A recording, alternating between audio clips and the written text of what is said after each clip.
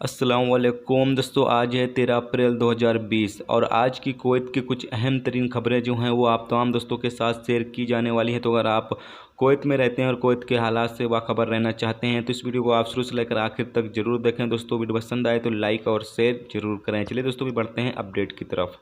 दोस्तों पहली खबर ये है कि श्रीलंका ने कुवैत से अपने शहरियों को हासिल करने के लिए ज़रूरी जो इंतजामात है वो करने से मना कर दिया है।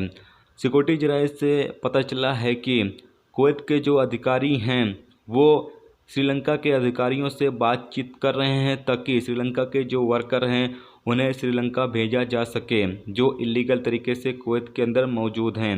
आपको पता चले कि इसी हवाले से जो नेपाल के अधिकारी हैं उन्होंने कुवैत के अधिकारियों से बातचीत की है और कुवैत के अधिकारियों ने कहा है कि जो नेपाल की एम्बेसी है उसको हुक्म जारी किया गया है कि वो अपने शहरियों की जो सफरी दस्तावेज है यानी सफ़र करने के जो प्रोसेस हैं उसको मुकम्मल करे ताकि उन लोगों का सफ़र कराया जा सके। दोस्तों अगली खबर ये है कि कुवैत एयरवेज के ज़रिए मुंबई से कल 51 किलो यानी कि वाहिद 50 किलो सामान खाने पीने के कुवैत भेजा गया है जो कि कल कुवैत एयरवेज के ज़रिए कुवैत में पहुंच चुका है।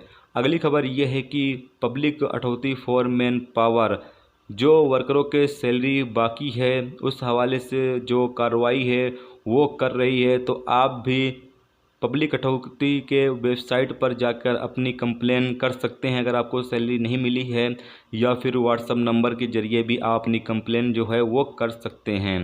अगली खबर यह है कि कुवैत मिनिस्ट्री ऑफ डिफेंस ने ऐलान किया है कि जलेब अल सुवैक में 3 सेंटर तैयार किए जा रहे हैं जहां पर कोरोना वायरस के मरीजों का इलाज वगैरह किया जाएगा।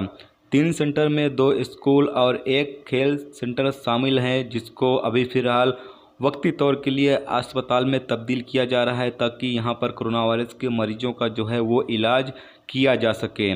अगली खबर यह है कि कुवैत में एक नेपाली शख्स ने अलगार इलाके में अपने कमरे के अंदर रस्सी से लटककर खुदकुशी कर ली।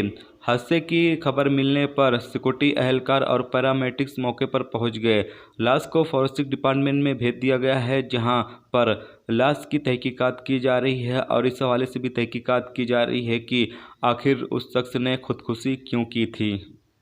अगली खबर यह है कि कुवैत में एक हफ्ते के दौरान जो कुवैती शहरी अलग अलग मुल्कों में फंसे हुए थे उन्हें कुवैत लाया जा रहा है जिनकी तादाद एक हफ्ते के दौरान 40,000 कुवैती शहरियों को कुवैत अभी तक लाया जा चुका है पिछले एक हफ्ते के दौरान।